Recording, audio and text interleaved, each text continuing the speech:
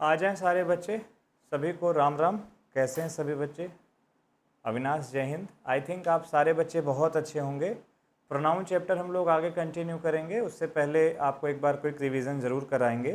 Pronoun में मैंने आपसे कहा था कि प्रोनाउन अगर एक ऐसा शब्द है जो किसी नाउन की जगह यूज होता है तो हमें अंडरस्टैंड करना पड़ेगा कि बाई फंक्शन केवल आई, वी, यू को हटाया जाए, ही, सी, इट, दे को देखा जाए। तो ही, सी, इट, दे ही ऐसे हैं जो किसी नाउन की जगह यूज होते हैं। ठीक है। फिर मैंने कहा था कि गलतियाँ कैसे बनती हैं पर्सनल प्रोनाउन में, उनका जनरल यूज क्या होता है, उनके फॉर्म से गलतियाँ बनती हैं, और फॉर्म वाली गलतियाँ मैं आपको सिखा रहा था। उससे पहले पर्सनल प्रोनाउन का एडिशन मैंने आप सभी को सिखाया था कि पर्सनल प्रोनाउन को जोड़ा कैसे जाता है। तो पर्सनल प्रोनाउन को जोड़ना हमने आपको सिखाया, कॉमन पोजीशन हमने आपको सिखाया। साथ ही साथ हमने आपको ये सिखाया कि जब कभी भी पर्सनल प्रोनाउन आते हैं तो पर्सनल प्रोनाउन में किस तरीके से अलग अलग जगह ऑब्जेक्टिव केस, कहीं कहीं सब्जेक्टिव केस, कैसे प्रेपोजिशन बिटवीन आ गया तो दोनों के बाद मैंने सारी बातें पढ़ाई थी। लेट आ गया, बिटवीन आ गया, या कोई और प्रेपोजिशन आ गया, तो मैंने बहुत डिटेल में कवर करने की कोशिश की थी। जस्ट जो चीज़ें बचेंगी क्वेश्चन प्रैक्टिस क्वेश्चन के थ्रू कवर कर लेंगे अपन। ठीक है। अभी हम लोग आज उसी कॉन्टेक्स्ट में फॉर्म की ही गलती कैसे बनती है एक और इम्पॉर्टेंट कॉन्सेप्ट पे बात करने जा रहे हैं। जैसे मान लो ये वर्ब है, मैंने यहीं पे क्लास ब्रेक किया था, मैंने कहा था बहुत लेंदी हो जाएगा। इज एम आ रहा हो गया, ठीक है। वाज वर हो गया, बी हो गया, बीन हो गया, बीइंग हो गया। अब जैसे आप इनको देखते हो तो इनके बाद ये दिमाग में आपके आता है कि इनके बाद हम सब्जेक्टिव रखें या ऑब्जेक्टिव रखें। कई बार लोग कहते हैं इट्स मी, इट्स मी। आपने देखा होगा लोग इस तरीके बोल देते हैं इट्स मी। आजकल फैशन चला है, हालांकि ये गलत है, सही है नहीं। बिकॉज जब आप कभी इट्स लिख रहे होते हो ना तो ये होता है इट इज़, या ये होता है इट हैज़। हालांकि इट हैज़ का मीनिंग तो ये दे नहीं पाएगा, इट इज़ देगा। तो इट इज़ मी गलत होता है, इट इज़ आए सही होता है। एक बीच में ट्रेंड चला था मी टू, मी टू। अब वो मी क्यों यूज कर रहे हैं पता नहीं, क्या मतलब जाहिल तरीका है इंग्लिश पढ़ाने का, सिखाने का, कुछ समझ नहीं आता। कई बार लोग कहते हैं you are better than me. अब उन्हें ये नहीं पता कि मी होगा कि आए होगा, होगा तो क्यों होगा, कुछ किसी को नहीं पता। आई एम नॉट सेइंग कि मुझे पता है, बट मैं कह रहा हूँ कि पढ़ाने वालों को तो एटलीस्ट पता हो बच्चों की क्या गलती दें। तो आज इन्हीं सारी चीज़ों पे अपन बात करेंगे, राइट। तो एक चीज़ याद रखना कि अगर कभी प्लेन इनको यूज किया जाए, बहुत प्यारी बात बता रहा हूँ, अगर कभी इनको प्लेन आपने यूज किया और कॉम्प्लीमेंट्री आपको यूज करना है तो आप इनके बाद हमेशा सब्जेक्टिव फॉर्म लिखें। बहुत कॉमन बात मैं आपको बता रहा हूँ, ठीक।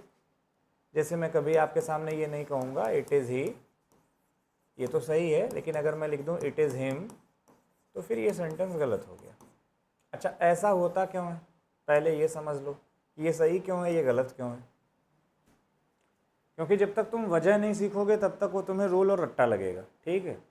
तो एक काम करते हैं, वजह जान लेते हैं कि ऐसा होता क्यों है। तो ऐसा होने के पीछे ना एक वजह होती है, और वो वजह क्या है और मैं आपको सिखा देता हूँ। वजह यह है कि दो चीज़ होती है सेंटेंस में। जैसे मैंने कहा आई एम विनय, छोड़ो आई एम विनय को, मैंने लिखा राम इज अ डॉक्टर।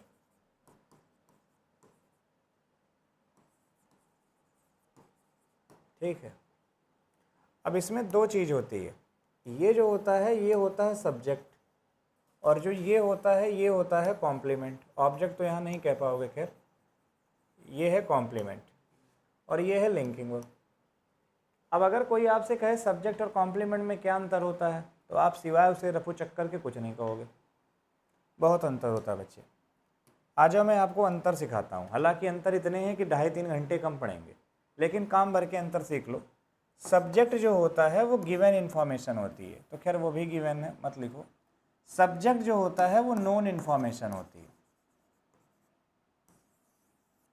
और जो कॉम्प्लीमेंट होता है वो न्यू इन्फॉर्मेशन होती है। सबसे पहला अंतर ये है, अगर मैं कभी आपसे कह रहा हूँ कि राम इज़ अ डॉक्टर तो इट मीन्स मैं राम को जानता हूँ, जिससे मैं इंट्रोड्यूस कर रहा हूँ वो भी जानता है, बट राम क्या है ये न्यू इन्फॉर्मेशन है।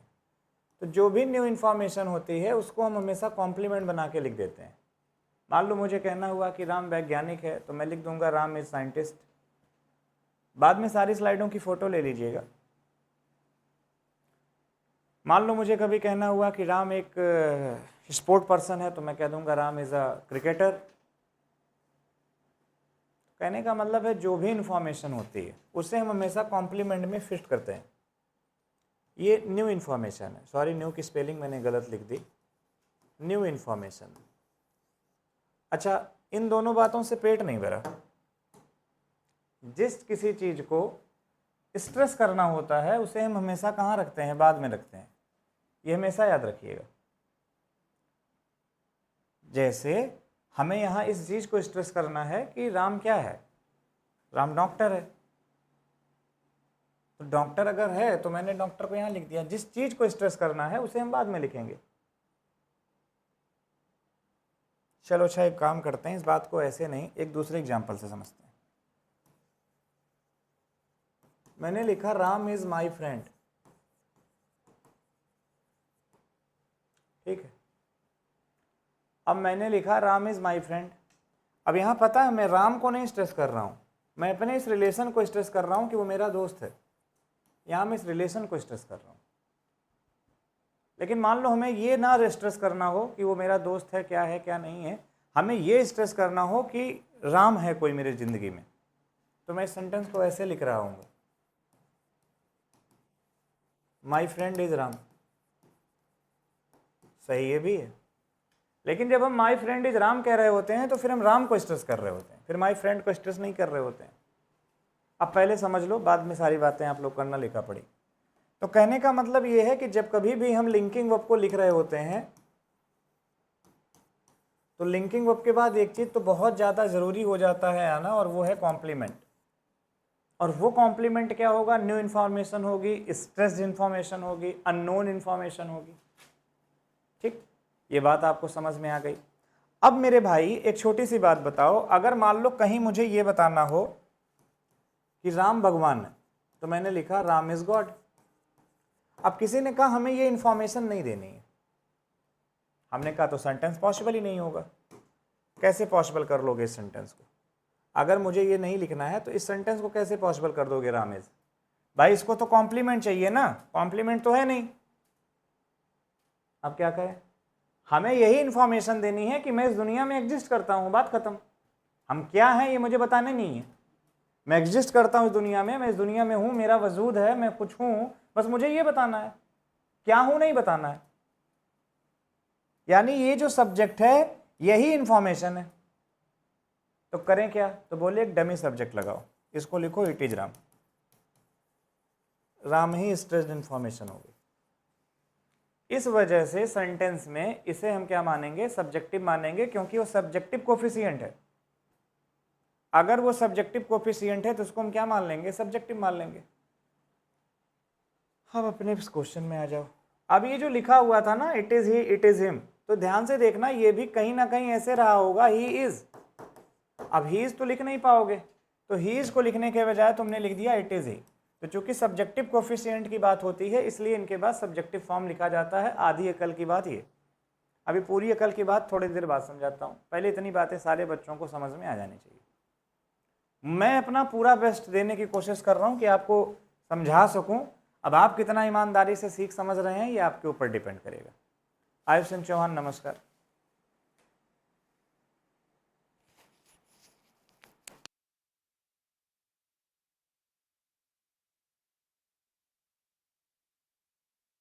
मैं अपने एंड से पूरी मेहनत से समझाने की कोशिश कर रहा हूँ। अब अगर ये सारी बातें आप लोगों को समझ में आ गई हैं तो एक काम करते हैं, एक अगला सेंटेंस और ले लेते हैं, ठीक है? अब फिर से समझ।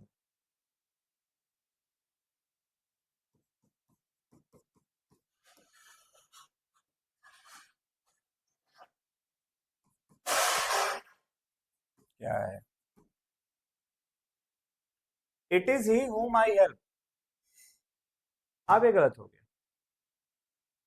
गलत इसलिए हुआ क्योंकि ये जो लिखा जा रहा है ये ऑब्जेक्ट होना चाहिए, ये इस रिलेटिव से पता चला।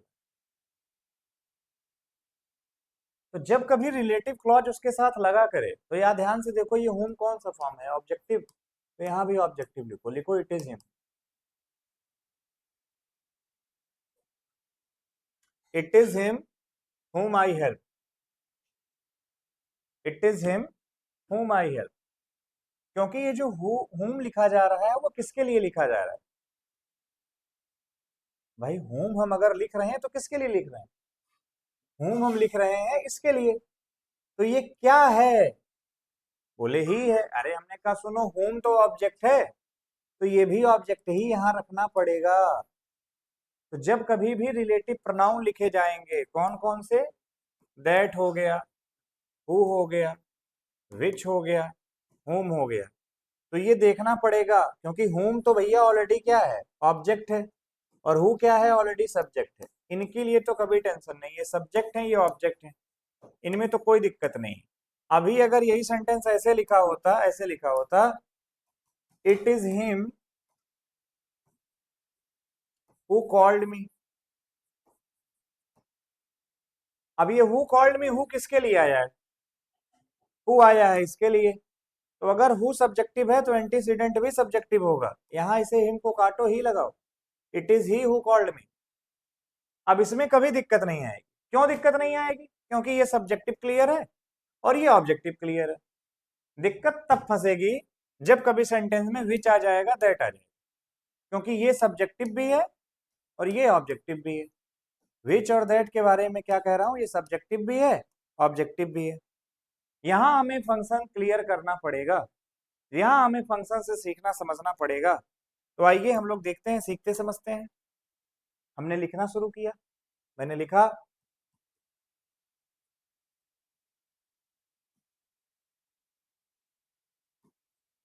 It was her that cheated मी।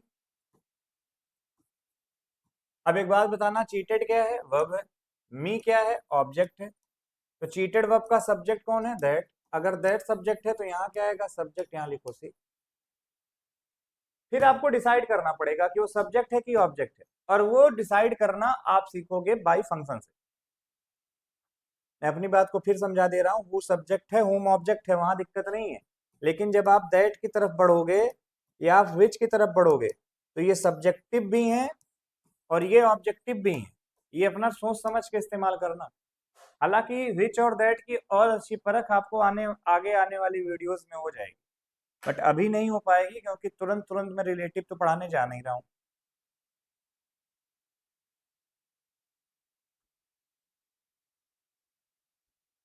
मैं बिल्कुल ठीक हूँ आयुष भाई। तो आपको ये समझना है कहाँ सब्जेक्टिव लगाना है, कहाँ ऑब्जेक्टिव लगाना है। ठीक। अब अगर ये बात समझ में आ गई तो एक दो क्वेश्चन और देख लेते हैं। एक क्वेश्चन है,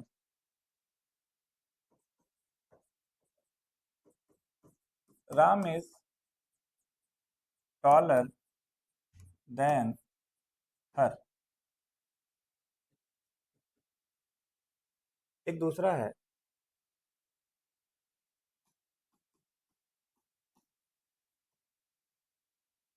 he is older than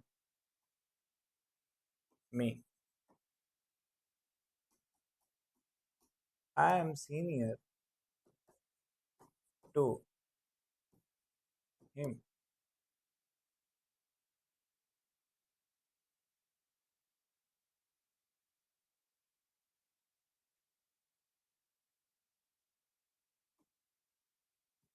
I know Mohan better than her या सी। एक काम करो, सेंटेंस समझो पहले। आ जाओ, पहला सेंटेंस देखो, राम इज टॉलर देन हर। अब इस बात को ऐसे समझना, राम इज टॉलर देन हर में ये देखो कंपेयर किसका हो रहा है? राम का हो रहा है। राम क्या है? सब्जेक्टिव है। अगर राम सब्जेक्टिव है तो फिर इसे सब्जेक्टिव लिखो। कंपेयर हमेशा इक्वल रैंक में होता है। राम इज टॉलर देन सी। अब लिखा he is older than me, अब फिर से वही गलती, ही सब्जेक्टिव है तो मी हटा लो, आई लगा लो।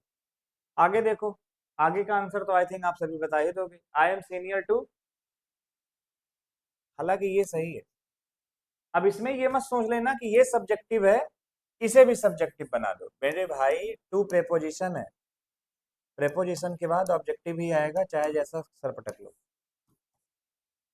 तो हर बार ऐसा नहीं होता कि कंपेयर, आप कंपेयर तो आप कर ही रहे हैं कि I am senior to him, compare ही है, लेकिन इस कंपेयर में यहां आप ही नहीं लिख पाएंगे, यहां पे आप हिम ही लिखेंगे, यहां प्रेपोजिशन के बाद ऑब्जेक्टिव फॉर्म ही आएगी। चलो, जब ये सारी बातें समझ में आ गई तो हम लोग आगे बढ़ेंगे। आगे मैंने क्या लिखा देखो बच्चों, आगे मैंने लिखा है I know Mohan better than her या सी। यहां क्या सही है?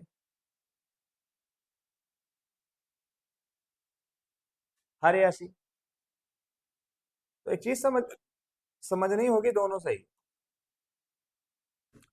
अब समझो, इसीलिए कहता हूं रूल की ताबीज बना के फेंक दो, मत पहनो। कोई पहना गया हो तो उतार के फेंक दो, समझो।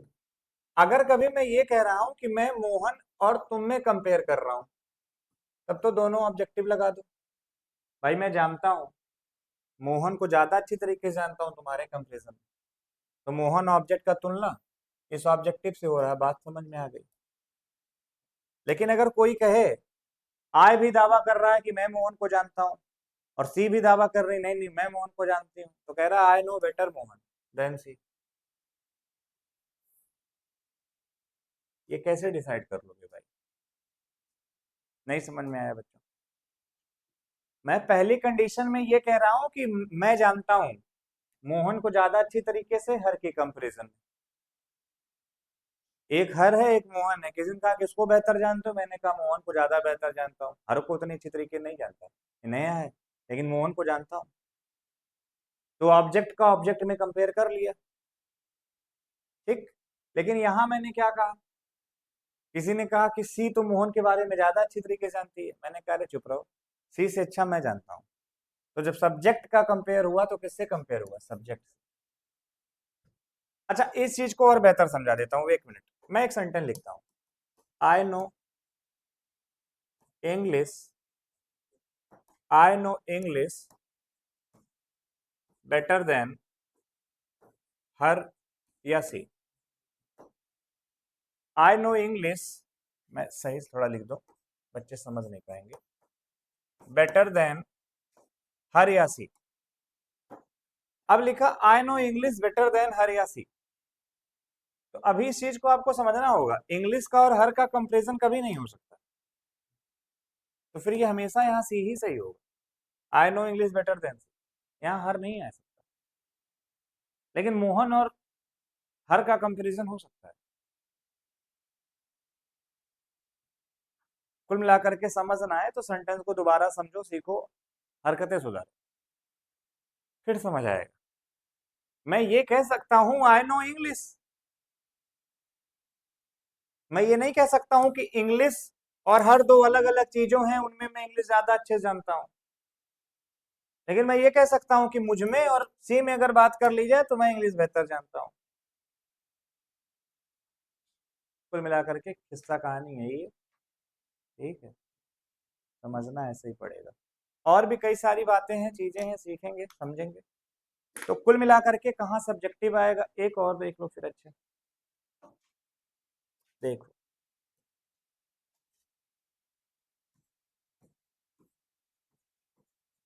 he can run faster than you। हालांकि फास्ट की फॉर्म फास्टर होती है, जिन बच्चों को मिथ है दिमाग से हटा लें, फास्टली नहीं होता। ही can run faster than you, अगर फास्टर नहीं होता तो लोग क्यों कहते हैं रन फास्टर, इसका मतलब उससे तेज दौड़ो। ही can run faster than you. एक और लिख लेता हूं, I can read louder than you. छोड़ो, आई रेड या आई रीड लाउडर देन यू। बातें चाहे जो कर लो, बता आप पाओगे नहीं। मेरी बात ध्यान से समझो, अगर मैं यहां लिख दूं, मेरी बात समझना, हर, तो क्या है सही होगा? हर बच्चा कहेगा सर गलत होगा, सी लिख दो। मैं कहूँ अगर मैं यहाँ हिम लिख दूं, खैर हिम तो है ही है, छोड़ दो। अगर मैं यहाँ मी लिख दूं तो हर बच्चा कहेगा गलत होगा सर आई लिख दो। अगर मैं यहाँ अस लिखूं तो हर बच्चा कहेगा सर वी लिख दो। कुल मिला के यहाँ आप ऑब्जेक्टिव हमें लिखना अलाउ नहीं करोगे, क्योंकि कंपेयर हम किसका कर रहे हैं, सब्जेक्ट का कर रहे हैं। तो अगर हम सब्जेक्ट का कंपेयर कर रहे हैं तो हमें यहाँ सब्जेक्टिव फॉर्म चाहिए। तो हमने कहा बड़ी अच्छी बात है, लो सब्जेक्टिव फॉर्म। हमने कहा सबकी तो सब्जेक्टिव फॉर्म दे लोगे, यू की सब्जेक्टिव कहां से लाओगे, क्योंकि यू की शकल सूरत ऐसी बनाई भगवान ने कि सब्जेक्टिव ऑब्जेक्टिव एक जैसा दिखता है। तो अगर ये सब्जेक्टिव ऑब्जेक्टिव एक जैसा है तब तो बुद्धि घूम गई। अब ऐसा हम क्या खुरापात कर दें कि ऑब्जेक्टिव ना लगे सब्जेक्टिव ही लगे। तो कहने लगे यहाँ पे जो हेल्पिंग वर्ब है उसे लगा दो, यहाँ कैन है यहाँ कैन लगा दो। अब सही हो गया, अब सेंटेंस सही हुआ, he can run faster than you can. अच्छा, I read louder than you, अब ये गलत हुआ। अब यहाँ तो रीड है, यहाँ डू छिपा है या डिड छिपा है, तो यहाँ डू लिख दो या डिड लिख दो, बात खत्म। इसीलिए जो लोग दिल्ली मेट्रो में सफर करते हैं वहां एक सेंटेंस दिखता है, please offer the seat to one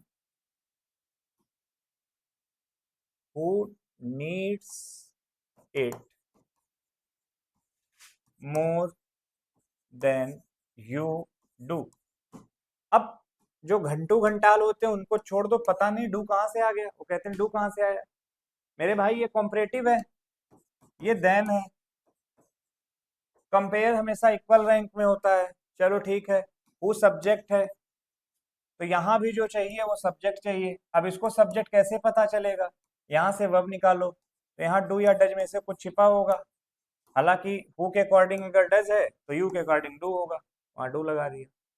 तो ये बातें समझने सीखने की हैं। मेट्रो में सफर करके रंगरलियां देखोगे तो इंग्लिश थोड़ी आएगी। कुल मिलाकर के हमारे हिसाब से आज की क्लास में बहुत हो गया, इससे ज्यादा अगर मैं बोल दूंगा तो आप बाउंस हो जाओगे। थैंक यू सो मच, जय हिंद, take care, bye bye, love you.